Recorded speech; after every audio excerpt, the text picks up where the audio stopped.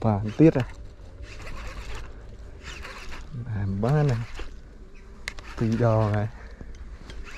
tùy không à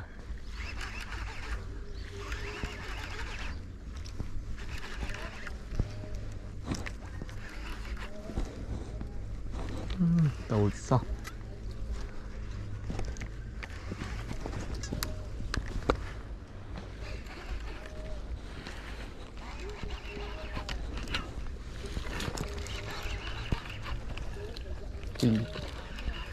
bàn muối à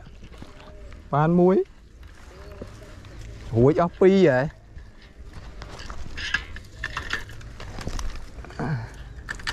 mai happy tray vậy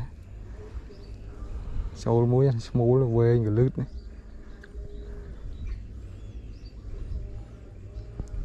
hủi pi thấy vậy chop mà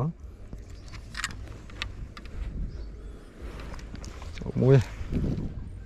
small là luôn đồng quê